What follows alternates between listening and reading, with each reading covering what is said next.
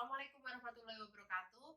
Kami CGB Angkatan 10 Kabupaten Kediri akan melakukan demonstrasi kontekstual modul 2.3 coaching dalam supervisi akademik terdiri dari coach, dan juga pengamat. Bersama saya Aidwi Saputri dari SMK PGRI Keras. Saya Pak Uda dari SLB Permata Kasih FB. Saya Bunike dari SDN Pelosok. Selamat menyaksikan.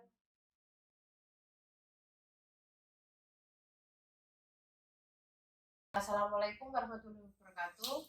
Waalaikumsalam warahmatullahi wabarakatuh. Bagaimana kabarnya hari ini, Pak Uda? Alhamdulillah baik, Bu. Pak Uda, pada coaching hari ini, coach dan coach akan saya amati, Pak Uda, dan nilai sesuai dengan rubrik penilaian. Apakah sesuai dengan alur kita atau belum? Lalu bagaimana Pak Uda memberikan pertanyaan buat kepada coachingnya, dan juga bagaimana coach tersebut merespon dan menanggapi pertanyaan dari coachnya, seperti itu. Dan jangan lupa disesuaikan dengan prinsip coaching, yaitu kemitraan, proses kreatif, dan memaksimalkan potensi. Nah, pertanyaan pertama yang akan saya tanyakan kepada Pak Uda adalah kompetensi apa yang akan Bapak kembangkan dalam coaching kali ini? Iya, Bu. Kompetensi yang ingin saya tanyakan pada Ibu, kembangkan yang pertama adalah mendengarkan aktif dan memberikan pertanyaan yang berbobot. Jadi kompetensi mana yang akan Bapak kembangkan secara spesifik yang ingin diobservasi, Pak Uda? Iya, Bu. Kompetensi yang ingin saya kembangkan yang pertama adalah mendengarkan aktif dan memberikan pertanyaan yang berbobot. Indikator yang bagaimana yang ingin oleh Pak Uda inginkan dalam proses coaching kali ini? Ya, saya ingin coaching saya ini bisa menemukan solusi dari hambatannya atau menemukan langkah dalam mengatasi permasalahannya. Ya, demikian dulu ya Pak Uda untuk pra-observasi kali ini. Silakan melakukan coaching terhadap coachingnya. Semoga mendapatkan hasil yang maksimal, Pak Uda. Terima kasih, Bu, untuk kesempatannya. Sama-sama, Pak. Selamat siang, Bu Nike. Selamat siang, Pak Uda. Ya, bagaimana kabarnya Bu Nike? Alhamdulillah baik, Pak Uda. Ya, seperti yang sudah kita rencanakan sebelumnya, hari ini kita akan melaksanakan kegiatan coaching terkait beberapa permasalahan yang pernah Bu Nike sampaikan. Iya, Pak Uda. Saya ingin membicarakan tentang masalah siswa yang sering membolos dan tertidur di kelas saat jam pelajaran. Oh ya, mungkin bisa kita cari penyebabnya dulu, kenapa hal tersebut terjadi. Alasannya karena banyak sekali aktivitas, Pak. Oh gitu, Bu ya. Kira-kira solusi Bu Nike apa tentang perihal tersebut? Hal itu terjadi kebanyakan siswa dari pondok, Pak. Saya masih bingung ini, Pak. Sementara masih saya atasi sendiri saja. Mungkin Bu Nike bisa mencari solusi lain. Begini, Pak, rencana saya memanggil pengurus pondok untuk berkoordinasi. Oh, ide yang bagus, Bu. Kira-kira bagaimana tahapan langkah-langkahnya? Begini, Pak, mungkin yang pertama saya koordinasi dengan ibu kepala sekolah. Kedua, saya akan koordinasi dengan pengurus pondok selaku wali mereka. Nah ya, langkah yang tepat, Bu. Kemudian saya juga terus pendekatan dengan siswa. Saya akan menasihati mereka agar mereka bisa membagi waktu semaksimal mungkin, Pak. Mereka kan anak pondok, Bu Nike. Mereka butuh pendekatan dan perhatian juga, Bu Nike. Betul sekali, Pak Buddha. Mereka butuh sekali perhatian yang lebih dari guru-gurunya. Oh, kira-kira dalam hal ini siapa saja yang Bu Nike libatkan? Baik, selain saya pribadi sebagai guru kelas atau wali kelasnya, untuk selanjutnya itu saya melibatkan ibu kepala sekolah dan juga saya membutuhkan guru olahraga, guru PAI. Semakin banyak guru yang terlibat akan bisa mengatasi permasalahan ini, Pak. Betul, Bu Nike. Selain itu juga harus ada pendekatan-pendekatan seperti apa yang Bu Nike lakukan.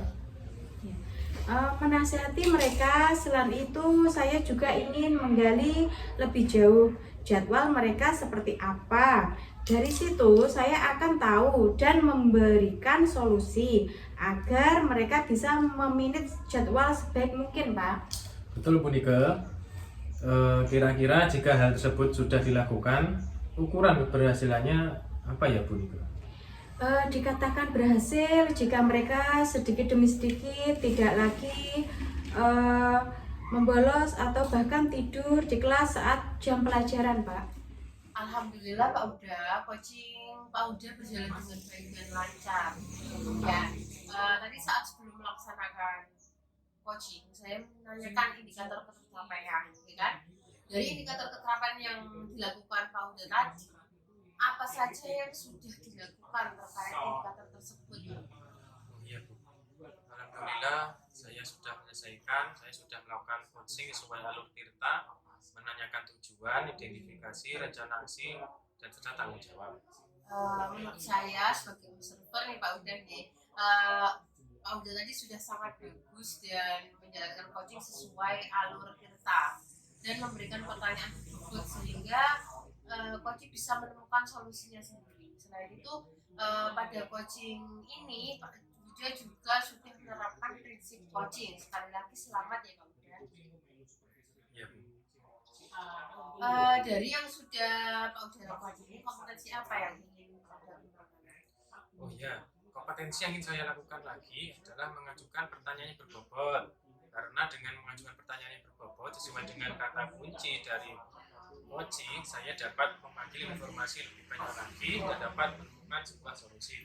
Ya, semoga kita bisa bertemu di lain kesempatan dengan berbagai kesempatan ya Pak Uda. Oke, saya cukupkan sampai sini. Saya akhiri. Wassalamualaikum warahmatullahi wabarakatuh. Waalaikumsalam.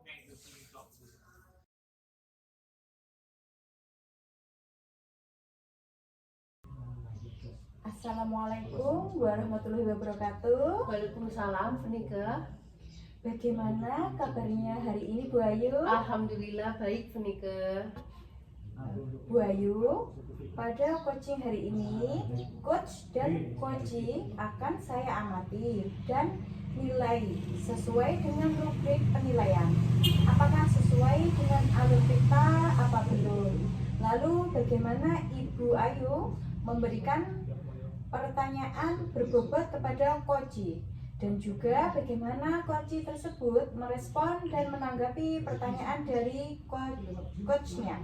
Dan jangan lupa disesuaikan dengan prinsip coaching, yaitu kemitraan, proses, kreatif, dan memaksimalkan potensi. Pertanyaan pertama yang akan saya tanyakan kepada Ibu Ayu adalah kompetensi apa yang akan Ibu Ayu kembangkan dalam coaching kali ini, Bu? Baik, Bu Nika. Jadi kompetensi yang ingin saya kembangkan yang pertama adalah mendengarkan aktif dan yang kedua adalah memberikan pertanyaan yang berbobot. Kompetensi mana yang akan Ibu Ayu kembangkan secara spesifik yang ingin diobservasi, Bu? Jadi kompetensi yang ingin saya kembangkan yang pertama adalah mendengarkan aktif dan memberikan pertanyaan yang berbobot itu tadi, Bu Nika. Oh ya, indikator yang bagaimana yang diinginkan oleh Bapak dalam proses coaching kali ini? Saya ingin, maksudnya Ibu nih. Iya, Ya. maaf. Iya, Bu Nika. Jadi saya ingin coach saya ini bisa menemukan solusi dari hambatan dan menemukan langkah-langkah mengatasi permasalahannya tersebut. Demikian dulu ya Bu Ayu untuk pra-observasi kali ini. Silahkan melakukan coaching terhadap coach. Semoga mendapatkan hasil yang maksimal, Bu Ayu. Ya, terima kasih Bu Nika. Assalamualaikum Pak Huda. Waalaikumsalam Bu Ayu. Bagaimana kabarnya hari ini? Alhamdulillah sehat Bu. Bagaimana kabar Ibu hari ini? Alhamdulillah, saya juga sehat Pak. Katanya ada yang ingin dibicarakan. Kira-kira mau membicarakan apa Pak Huda? ada yang ingin saya sampaikan dan ceritakan kepada Ibu. Ini tentang pengajaran di sekolah, Bu. Iya. Saya amati pembelajaran di sekolah masih monoton, Bu. Jadi pembelajarannya masih dengan metode yang lama, yaitu teacher center, yang terkadang membuat murid menjadi bosan. Nah, saya ingin semua menerapkan pembelajaran yang bervariatif gitu, Bu. Kan perkembangan teknologi untuk pembelajaran juga sudah tersedia. Baik. Setelah kita berbincang-bincang, apa sih harapannya Pak Huda? Ya, saya ingin teman-teman ada perubahan dalam penyampaian materi di kelas, Bu. Kira-kira perubahan cara penyampaian materi yang seperti apa yang Pak Huda inginkan? Ya, mungkin perubahan dalam metode atau model pembelajaran dan penggunaan media ajar yang bervariatif. Misalkan penerapan pembelajaran menggunakan aplikasi yang menarik atau penerapan pembelajaran berdiferensiasi. Baik. Jika itu kondisi idealnya 1 sampai 10 skalanya Pak Huda, kira-kira kondisi atau situasi Bapak ini berada di level berapa? Ya, kira-kira masih di level 5, Bu. Karena di sekolah masih banyak guru yang senior yang masih memakai metode ceramah. Oh, jadi di sekolahnya Pak Huda ini masih banyak guru-guru yang sepuh gitu ya, yang senior yang masih metodenya ceramah. Iya, iya, Bu. Begitu. Ya. Kalau Bapak menginginkan perubahan, kira-kira ingin mencapai level berapa, Pak? Nah, saya ingin mencapai level 8, Bu. Dan juga alhamdulillah juga cukup baik. Oh gitu. Berarti untuk mencapai level 8 ini Pak Huda, ide dan rencana apa yang akan Pak Huda terapkan? Ya, Bu, saya akan berkonsultasi ke kepala sekolah untuk membuat IHT berbagai praktek baik pada kegiatan kombel di sekolah, Bu. Ya. Untuk menerapkan pembelajaran yang lebih menarik lagi di kelas. Begitu. Jadi Pak Huda ingin mengkonsultasikan dulu ke kepala sekolahnya, terus membuat workshop atau IHT begitu di dalam kegiatan kombel seperti itu Pak Huda. Iya, iya, Bu. Terus adakah lagi strategi lain selain berbagi praktik baik Pak Huda? Saya akan memonitoring ke teman-teman, Bu, dan melakukan pendampingan individu. Berarti Pak Huda akan selain IHT atau workshop, Pak Huda akan melakukan mentoring kepada individu, kepada guru-guru tersebut ya Pak Huda? Iya, iya, seperti itu, Bu. Begitu. Berarti sepertinya itu yang terbaik ya Pak Huda. Iya. Terus dari dua pilihan tadi, di antara kedua rencananya Pak Huda tadi, itu kira-kira lebih nyaman yang mana diterapkan di sekolah Pak Huda? Ya, sepertinya untuk sekarang ini metode mentoring akan tepat digunakan, mengingat banyak guru yang sudah senior yang butuh perhatian lebih dan tidak bisa mengikuti ketika materi IHT. Oh begitu, baik Pak Huda. Intinya Pak Huda memilih mentoring ya untuk perubahan di sekolah yang Pak Huda inginkan. Iya. Untuk metode mentoring ini kira-kira akan kapan akan dilaksanakan Pak Huda? Iya, Bu. Jadi minggu depan, Bu, akan saya mulai mentoring kepada rekan guru secara bergiliran. Oh begitu. Ini kita hampir di tahap terakhir Pak Huda nggih. Jadi ketika minggu depan dengan laksanakan, berarti siapa yang akan Pak Huda mintai bantuan untuk melaksanakan kegiatan ini? Iya, saya akan meminta bantuan guru lain yang sudah menjadi guru penggerak atau teman-teman yang telah menerapkan pembelajaran berdiferensiasi di kelas. Baik, kita sudah di akhir perbincangan ya Pak Huda. Saya tidak sabar mendengar cerita-cerita selanjutnya Pak Huda. Apakah akan berhasil atau tidak? Tapi saya harap ini akan berhasil Pak Huda untuk perubahan di sekolahnya. Iya. Apa yang bisa Bapak dapatkan dalam perbincangan kali ini Pak Huda? Iya. Saya jadi tahu, Bu, bagaimana cara membimbing rekan-rekan pelaksanaan pembelajaran yang lebih bervariatif. Seperti itu. Oke. Terima kasih saya sampaikan Pak Huda. Nanti minggu depan kita bisa ngobrol-ngobrol lagi ya Pak Huda tentang aksi yang sudah Pak Huda lakukan. Sampai di sini dulu Pak Huda, saya akhiri. Wassalamualaikum warahmatullahi wabarakatuh. Sama-sama Bu. Waalaikumsalam warahmatullahi wabarakatuh. Terima kasih.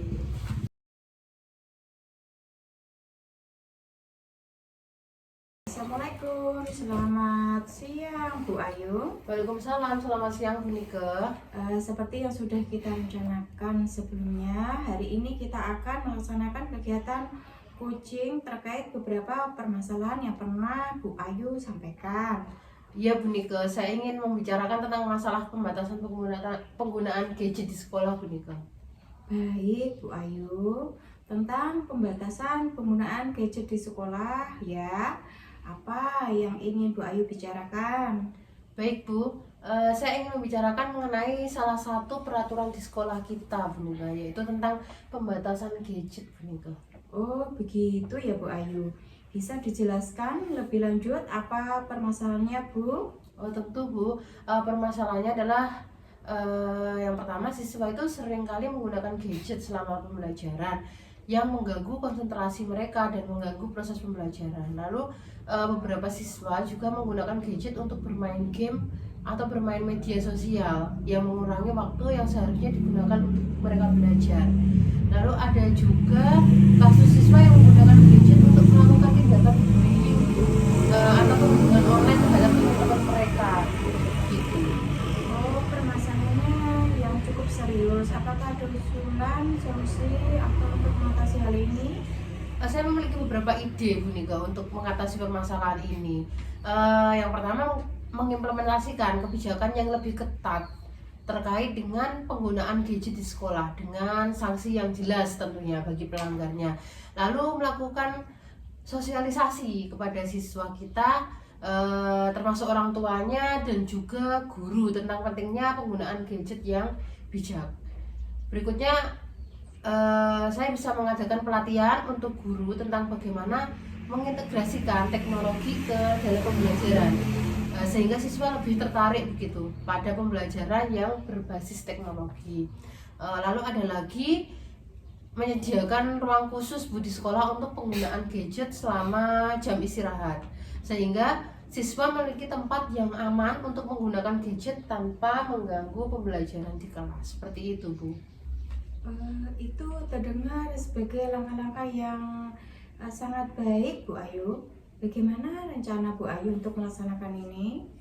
Jadi rencana saya adalah mengumpulkan tim yang akan merancang dan mengimplementasikan kebijakan ini, penggunaan gadget di sekolah Bu.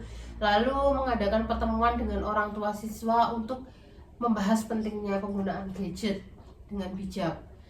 Dan juga melakukan pelatihan teknologi untuk guru-guru, membuat ruang khusus untuk penggunaan gadget selama jam istirahat gitu. Baik Bu, lalu apa yang menjadi ukuran keberhasilan dari rencana ini Bu?